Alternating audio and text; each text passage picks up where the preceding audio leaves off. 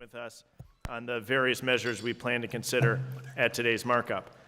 Today we consider several bills to provide more transparency and accountability to this institution. As chairman of this committee, I'm committed to bringing forward important legislation within our jurisdiction to the House floor. For those of you who have been on the Hill for a while, you may know that our committee has historically sometimes acted behind the scenes. Now our committee is at the center of several key issues. Our jurisdiction is wide-ranging, from election law and House security to oversight of the Copyright Office and other legislative branch entities. While there have been times we disagree over certain policies, there are actions we can take to ensure this institution best serves every member, staffer, and American. In coordination with the ranking member and minority staff, we have several important nonpartisan initiatives today. They're an important part of this committee's commitment to being open, accessible, and transparent to the American people. I now recognize the ranking member, Mr. Morelli, for 5 minutes for the purpose of making an open statement.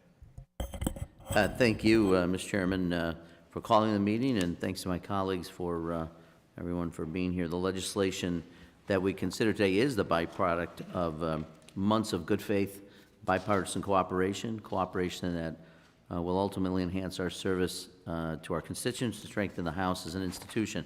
And I want to thank staffs on both sides of the aisle.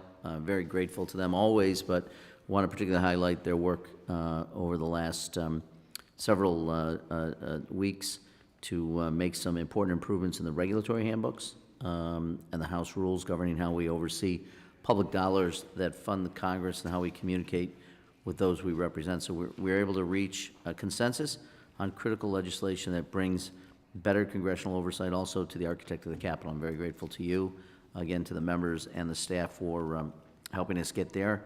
And even though election policy is one of those areas where at times our disagreements seem perhaps most prominent, I am pleased we're able to find common ground on legislation that empowers the Federal Election Commission to enforce compliance with our campaign finance laws. So again, thank you, Mr. Chairman, and your staff for working with us to get to yes on those issues as well. So I'll have a little more to say. I promise to be brief on the bills as they've called up for consideration, but again, want to thank you and the members and the team for pulling this together, calling this meeting, and for the bipartisan work that went into much of the legislation that we're going to consider this morning. So without that, I support the measures before us. I'm going to urge my colleagues to do the same, and with that, I yield back. I thank the ranking member, and without objection, the opening statements of all other members will be included in the record. As required by House rules, a copy of the measures have been made available to members of the public at least 24 hours in advance. Without objection, I now call up Committee Resolution 11822, 11823, 11824 to be considered en bloc. Committee Resolution 11822 updates and modernizes the members' congressional handbook. Committee Resolution 11823 updates and modernizes the committee's congressional handbook. And Committee Resolution 11824 updates and modernizes the eligible congressional member organization handbook. Each of these handbooks contain the committee's regulations on the relevant topics, and I'm pleased that we've been able to come together on a nonpartisan basis to issue these important updates and additions. Without objection, the first reading is dispensed with, and the resolutions are considered read and open for amendment at any point. I'll now recognize Ranking Member Mr. Morelli, if you'd like to give an opening statement on the committee resolutions. Thank you, Mr. Chairman. At the risk of being completely redundant, but we should celebrate when we're doing work, and I want to thank the bipartisan staff who've worked to effectuate and clarify changes. These documents are living documents. We need to make sure that they're continuing to keep pace with the ever-changing demands that are put on the members, both their time and their budgets. And I want to particularly thank Janice Schwab and Jose Morales, who I know worked on this to make this happen. So our goal is to allow maximum flexibility, I think, for members, while at the same time preserving the enormous trust that's put in all of us as stewards of the public money. So thanks again to their hard work. Thanks to you, and I think we've achieved the goals that I just articulated, and support the resolutions and changes therein, and I yield back. Thank you, Mr. Morelli. Does any other member wish to be heard on the resolution? Mr. Kilmer? Thank you. Thanks, Mr. Chair. I want to certainly speak in favor of all three handbook changes we're considering today. But also the Select Committee on Modernization made two related recommendations that I just want to urge implementation of and let members know are in the works. The first would be a change to allow member offices to co-sponsor constituent service-related events, like a VITA tax clinic or a veterans benefits fair, with outside entities back home in the district. The Senate already allows for this, and the Select Committee agreed on a bipartisan basis that this would allow us to better serve our constituents. It's taken literally over 10 years and was a topic before the Select Committee even existed, but I think this is our year, and I think the chairman and his staff are working with us on it. The second would allow member offices to share information with constituents in need, like lists of food banks or housing providers or women's shelters in a domestic violence situation, for example. I think about this as we hopefully don't have a shutdown, but if there is one, I think of my constituents, many of whom work for Puget Sound Naval Shipyard or for Olympic National Park and may go without pay. So when folks write in seeking help, this is an opportunity for our offices to directly connect them with what they need. And in these cases, we don't need to wait for Congress to act to make people's lives better. We just need to provide them with information that they're asking for. And again, look forward to working with the chair and with his staff on these recommendations and hopefully see them reflected the next time we take up handbook updates. So thanks, I yield back. Thank you, Mr. Kilmer. I will note we appreciate the work that you and Mr. Timmons did on the Committee on Modernization that continues in some ways with your work on the Subcommittee on Modernization with Ms. Bice. Does any other member wish to be recognized? Seeing none, I ask unanimous consent that the committee adopt the resolutions in block. Hearing no objection, the resolutions are adopted. Without objection, the motion to reconsider is laid upon the table. I now call up H-Res 731.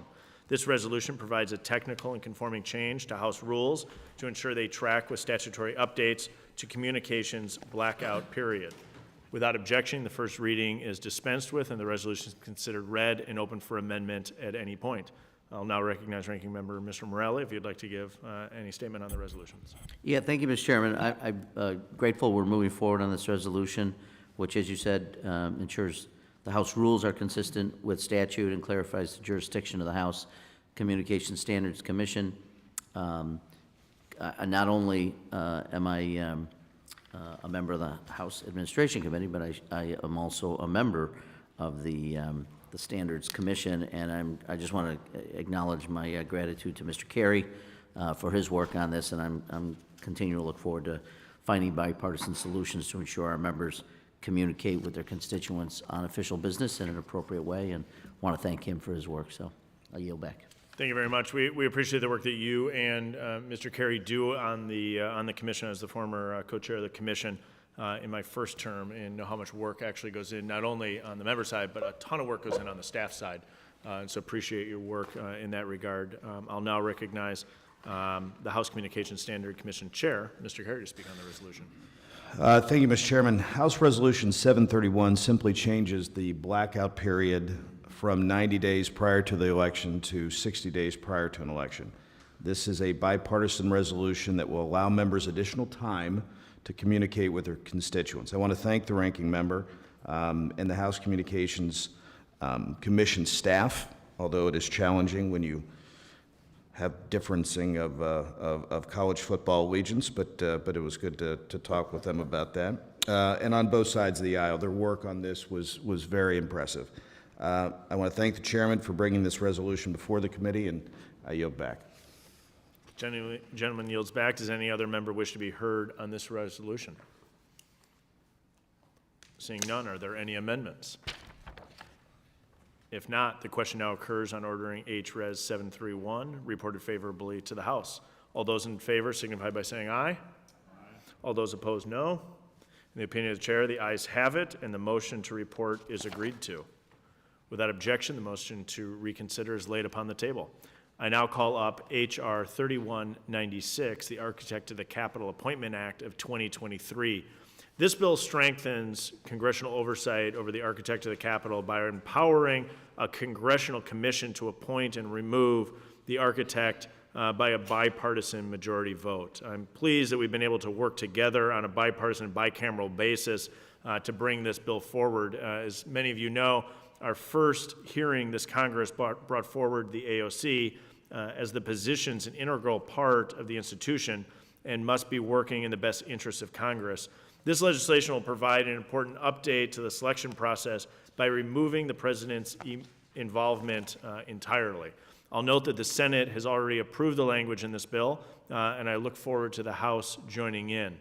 Without objection, the first reading is dispensed with, and the bill is considered read and open for amendment at any point. I'll now recognize the ranking member, Mr. Morelli, if you'd like to give an opening statement on the bill. Thank you, Mr. Chairman. I'm grateful to you and grateful to be able to work together to develop and introduce this piece of legislation. It's one of the many areas of bipartisan agreement between us. And I appreciate you referencing the hearing, which we did at the beginning of this Congress, which revealed a desperate need for a change in agency leadership, but also changes to the process, which is in many ways equally, if not more important. And so this bill does that, setting up a bipartisan, bicameral commission to select the architect and establishing a succession plan, which we found was obviously very much wanting under the current system. So when we have a vacancy, as we had this year, to make sure that we continue stability in the agency and longevity, which is so important to the success. The projects that the architect often undertakes are years long in duration, overseeing this capital complex. So making sure that there is that succession and continuity is critical, as well as accountability for the architect to its primary customer, which is the Congress. So I think that's missing from the current appointment process and frankly makes little sense, and this legislation changes it. There is a bipartisan agreement, not only in this House, but with our partners in the Senate, and I'm grateful that we're moving this bill, and hopefully we'll see it signed into law. So with that, thank you, and I yield back. Thank you, Mr. Morelli. Does any other member wish to be heard on this bill? Are there any any amendments to the bill? If not, the question now occurs on ordering the bill, H.R. 3196, reported favorably to the House. All those in favor signify by saying aye. Aye. All those opposed, no. In the opinion of the chair, the ayes have it, and the motion to report is agreed to. Without objection, the motion to reconsider is laid upon the table. I now call up H.R. 5734, the bill that would create a clean extension of the Federal Election Commission's administrative fine program through 2033. Without objection, the reading is dispensed with, and the bill is considered read and open for amendment at any point. I can now recognize Ranking Member Morelli if you'd like to give a statement on the bill. Thank you, Mr. Chairman. I think this is a critically important bipartisan bill to ensure the FEC can continue to use one of its most effective tools to carry out its mission, which is so important to the American public. I'm supportive of the policy, which the commissioners, I think, communicated to us just last week and indicated was one of their highest priorities. So I'm grateful there's an agreement from both sides, and grateful to join you as a co-sponsor of the bill. In the interest of getting the FEC's administrative fines program extended as soon as possible, and certainly before it sunsets, I would certainly like to work with you to make sure that we bring this up in the full House as soon as possible. And I believe it's an identical measure to what's passed in the Senate, so hopefully we'll get this passed in the House as soon as possible. I would urge that. And again, thank you for the opportunity to work with you on this. No, I appreciate your work and your staff's work on this. This is a great opportunity to make sure the Federal Election Commission is able to operate. It's a good, clean government, holding people accountable initiative, and look forward to this passing the House being signed into law as well. Does any other member wish to be recognized? Are there any amendments to the bill? If not, the question now occurs on ordering the bill, H.R. 5734, reported favorably to the House. All those in favor signify by saying aye. Aye. All those opposed, no. In the opinion of the chair, the ayes have it, and the motion is to report is agreed to. Without objection, the motion to reconsider is laid upon the table. Without objection, I now call up Committee Resolution 11821 to adopt an additional committee consultant contract between the Committee on the Budget and Stephen McMillan through December 31, 2023. Without objection, the first reading is dispensed with, and the resolution is considered read and open for amendment at any point. Does any member wish to be heard on this resolution? Mr. Morelli. Yes, thank you, Mr. Chairman. Having previously supported the initial contract and extension, I'll support this resolution as well this morning. I yield back the balance of my time. I thank the ranking member. Does any other member seek recognition? If not, I move that the committee resolution 11821 be adopted. All those in favor, say aye. Aye. All those opposed, no. In the opinion of the chair, the ayes have it, and the resolution is adopted. Without objection, the motion to reconsider is laid upon the table. Previously, we planned to consider the confirmation of Congressional Observer Access Act of 2023, but I'm encouraged by the ongoing conversations with my friends on the other side of the aisle, Ms. Morelli and your staff. We've committed to continuing the discussions to make this a true bipartisan piece of legislation. And so now, pursuant to paragraphs B and C of Rule 14 of the Rules Committee, I hereby appoint Caitlin Odell as Deputy Clerk, effective September 29, 2023, and Brent Munyon as Assistant Parliamentarian for the committee. This concludes the order of business for today's markup. Pursuant to House Rule 9, Clause 2L, I ask that the committee members have the right to file with the clerk of the committee supplemental, additional, minority, and dissenting views. Also, without objection, committee staff are authorized to make technical and conforming changes.